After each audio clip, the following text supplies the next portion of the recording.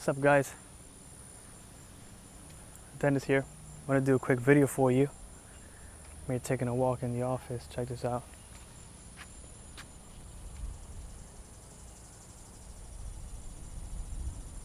Pretty dope, right?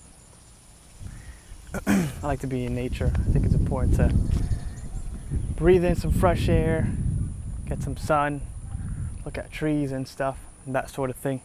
But I want to do a video on something I believe is very important. I don't really like talking about this topic too much, but I think it's important to bring up some stuff. I think everyone has the right to teach some things. Everyone has experience, and there's things that you have done or are doing that may be working for you, beliefs, habits, certain things like that you can teach, or maybe there's things that you've done that aren't working or haven't worked that you can also teach, not to do. So this video is my personal financial tips, my beliefs, my habits, things that I live by that have proved to be useful and helpful in my situation and my circumstances. And these are ideas and concepts that I live by that I've basically accumulated over many years of doing different things. But the video is about financial tips and my personal financial tips. The first thing I want to talk about is spending habits. Your spending habits determine everything. Your stress levels, where you can and cannot go if you travel, what you buy, how often you can go out, into what caliber of places. And the reality is, if you have tons of money or a little bit of money, it won't matter. Because if you don't have your spending habits down, if you're not responsible with your spending, you're always going to be stuck. You're always going to be stuck, and it'll be your fault because, it's your finances. No one's spending your money, right? That's tip number one. One of my recommendations is to buy less. Buy less and buy higher quality. I live under the assumption or the idea that if you buy cheap, you buy twice. And I'm very particular with what I buy, and there's people that buy lots of crap and they feel the need to continue buying stuff to keep that new feeling of I just bought something and that sort of thing. Buy less and buy higher quality. The more things you buy, the more money you're going to spend up front in direct cost, but you're also going to have more to maintain, more to clean, and that sucks up your time and your money kind of in the future and that sort of thing. A big piece of this is delaying gratification and sacrificing. It doesn't matter what you're doing. Every successful person, I guarantee it, they're going to tell you you're going to have to delay gratification and sacrifice. That means sometimes when you're trying to reach a financial goal, trying to save money, trying to pay things off, stuff like that, you need to sacrifice. That means not going out. Maybe you need to stay home. Maybe don't go out and keep buying food out in the streets and that sort of thing. Stop buying stuff, clothes, and unnecessary stuff, right? These are all things that determine your lifestyle. Most people, if you were to grab, 50 people randomly off of the street and you ask them, why do you work? They're going to say, because I need to pay bills. So why do they say that? Number one, I think that's a crazy answer, but why do they say that? Because they're actually living to pay bills. They go to work 5 days a week to pay bills because they put themselves in a situation where that's what their life is about. They've bought so many things they shouldn't have bought, things they can't afford, things they should have put off, and now they're working to pay those things. That is a mistake. That's what gets you stressed. That's what gets you overwhelmed and frustration. That brings arguments and stuff into your family and your relationships and that sort of thing. If you can master your finances, you can reduce the stress in your life. If you were to create a list of the top things that break up relationships or bring stress into people's lives, finances would be right up there with whatever the other ones might be, right? This is the key right here. Your stress levels and your lifestyle are completely determined by your recurring bills that you have in the month. I'm going to say that again. Your lifestyle is determined, and your stress level is determined, your peace of mind and security is determined by the recurring bills that you have in the month. Run lean, keep your expenses as low as possible, delay gratification, sacrifice, talk yourself out of buying things. Most people will justify whatever they have to and talk themselves into buying things. There's people that will buy a $1,200 iPhone, right? And the next one comes out and their phone looks brand new still, it was in the case, and they need to get the next one. Why? That's someone that's not responsible, doesn't have self-control, and is not running their finances like they should. Talk yourself out of buying these things because these companies are juicing you, right? They're juicing you. Everywhere you go, it's a battle for your mind, your time, your attention, and your money. Make no mistake that everything is marketing. Don't be fooled. So don't fall for that. Keep the money in your pocket. These companies are multi-billion, multi-trillion dollar companies, and they keep doing this, and they're feeding off of people that haven't gotten this down yet. People that feel they need to keep buying stuff and accumulating stuff. They're just gonna sit in a closet or in a garage or in an attic, and then they'll be thrown out later as clutter. Run lean. I absolutely believe in this movement called minimalism, and that's running lean. That means don't buy a bunch of crap.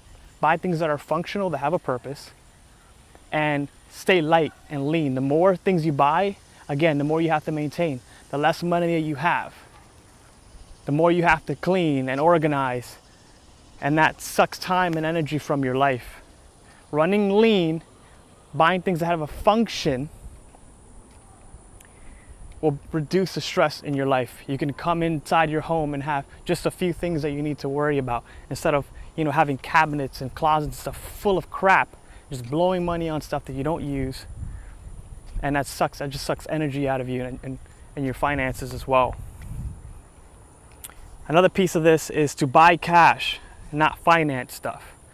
There's a reason why you finance things, because you can't afford it. So just the mere fact that you can't afford it, you couldn't afford to buy it cash, should say something to you. That should say, warning, you probably shouldn't buy this. There's certain things that you should buy cash or finance because not many people have the money to drop down on something of a larger expense like a house or a car, right? And even if you have the money for a car, I still wouldn't recommend that you pay cash for it because it's not necessarily an asset. It just depreciates, right? It's better to have the liquid capital, but buy cash. There's things like televisions and iPhones and all this crap, computers that people finance. They'll finance their car, they'll finance their phone, they're financing the refrigerator, all the appliances, furniture. And what you end up doing is you lock yourself in for 5-10 years paying all this stuff, and you're literally working to pay bills. You're working to keep the business that sold it to you up and running. Now they got you into this trap.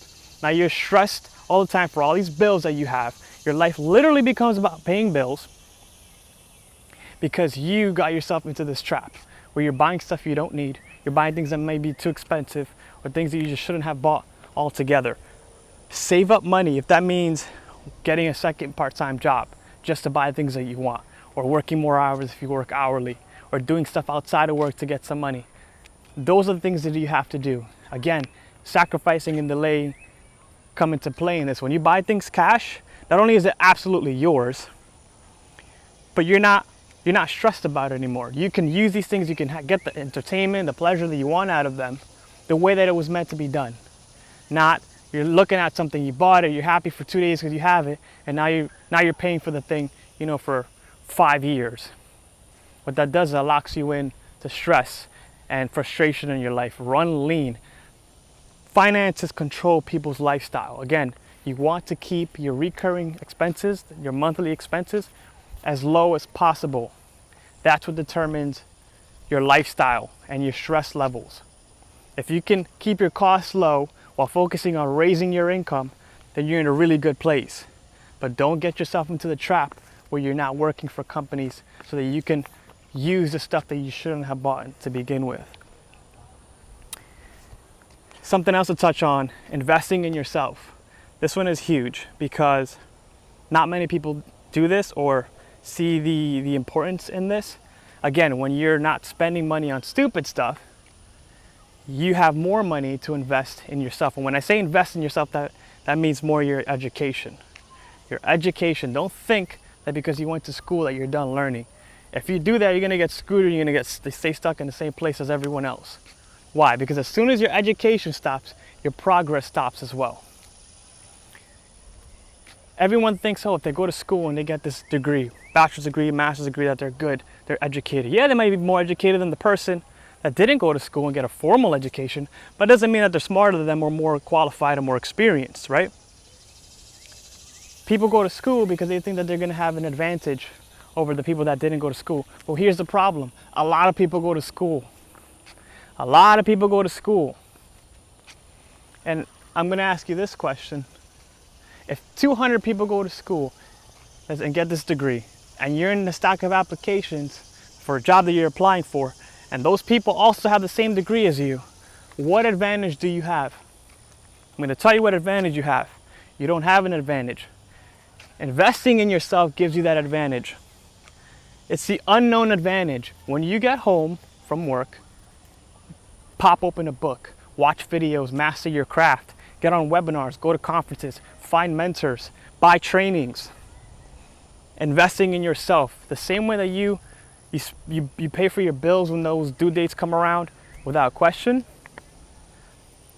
you have to be able to have a budget set aside to invest in yourself. Some book comes out, you're like, oh, I really want to get this, or some course or whatnot. You have the money set aside because you're not blowing it on other things. Now you can put it into something that's productive, something that's going to put information into your brain, raise your value so that you can then make more money, whether in a business or at a job. You can get a promotion or change jobs and get a raise that way. And then you can do what you got to do, right? But when you don't invest in yourself, you don't increase your knowledge, your value stays exactly where it's at. And you can go 5, 10, 15 years working at the same place with the same amount of money, or you go up 1 or 2% every year because you're not increasing your value. It's all about value. What is someone going to make? Why are they hiring you? What value are they going to get out of you? And if you want to make more money, you need to learn skill sets that make your company more money. Other big piece of this, save money. Save more than you spend. A lot of people suck at saving money.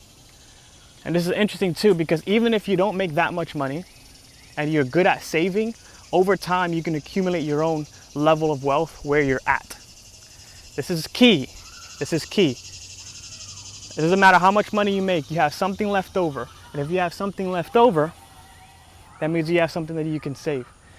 There's people that will make $1,000 and blow $800 because in their mind, $200 left over is a lot. Don't be fooled. Bills can accumulate really quickly, or you can get into a situation where your car breaks down or something and it's going to cost probably more than $200. Save money. Absolutely save money. I heard this from once in my life, just one time.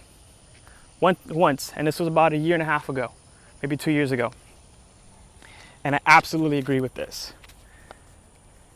You should save, or your goal should be to save at least 6 months worth of expenses, your monthly expenses. If you spend $1,000 on bills every month, your goal, I believe, to be to save at least 6 months worth of your recurring bills. What does that do? What does that do? That's going to give you peace of mind. That's going to reduce the stress. You're not going to live paycheck to paycheck. You have a little bit more leverage when it comes to your job. This is what most people do. They'll get into their job, they'll stay there for 2, 3, 4, 5 years, make the same amount of money, right? Same amount of money. Their financial situation stays the same. And then, even though they've been there for 5, 6, 7, 8, 9, 10 years, whatever the case may be, they're still scared that if their job fires them, they're screwed because they're living paycheck to paycheck, because they were assuming that all they had to do was clock in, show up, and continue to get paid. So as long as that money kept coming in, they could continue to blow money. Don't get yourself into that trap. You can save money over time to the point where you can buy some of your mental freedom and you can reduce the stress in your life. You can be more responsible and have just less stress overall, because you know that worst case scenario, your job fires you, they let you go. You don't have to go rush and polish your resume and go put in 10 applications at jobs that you weren't ready to apply to, because now you have to take whatever comes because you're broke and you have to pay bills. Buy yourself the freedom of being able to not 100% depend on your job. This is a big one. This is a big one. Save money, save X amount of months worth of running expenses. That's why it's important to keep your monthly recurring costs down and running lean, like I mentioned earlier, because then it's easier for you to save more months worth of expenses.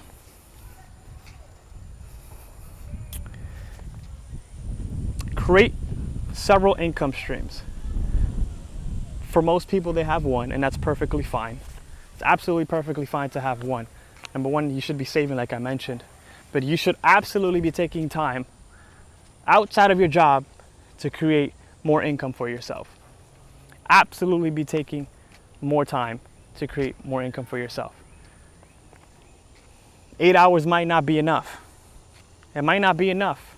You need to go home, clock back in, keep learning something that you can apply that can allow you to do something outside of work, right? And sometimes what you learn outside of work ends up being what you do inside of work. And that becomes a cool place to be, because then you're never in an unproductive place. The time that you're putting into something at work is only benefiting your own knowledge and experience. So you can apply it into what you're doing outside of work or any other job that you get. That's a good place to be, but try to create additional income streams. It doesn't have to be anything crazy either. It could be a couple $100 a month that'll take over your car payment or something like that, right? And you do that over years and you keep trying to work on that stuff, you can eventually, again, not fully rely on your job. And I do have one tip on this, and trying to create an income outside of your job, whether that's a business or anything else. If you are living paycheck to paycheck, you're wondering where your next meal is going to come from, or if you're struggling paying bills, focus on that first. Don't try to build a business. You're going to starve your business if you can't even pay your bills yet comfortably. Don't focus on paying or trying to build a business of any sort. That I can tell you from experience. Because if you don't have the finances to get yourself in order, you don't have the finances to invest in something. Don't try to get into a business to solve a financial problem that you have currently. It's not going to happen fast enough. It's going to take time, effort, and money, and you probably don't have those things. So get yourself in order first. Get yourself to a place where you can breathe, where you're comfortable. You've given yourself some wiggle room, and then you can start buying trainings or trying to develop other skill sets or going after certifications, whatever the case may be. That's a big one right there. But overall, this is my ultimate purpose of this video and what I believe everyone's goal should be. If you're chasing money, it has to have a purpose. It's not chasing money for the sake of chasing money, because that's what everyone else is doing. That's what everyone says you need to be doing, right? Or that's the norm. What you should absolutely chase is mental freedom, financial freedom, spiritual freedom, and emotional freedom. And I know this is a video about finances, but I believe finances influences and affects all of those. Chase freedom, freedom, freedom.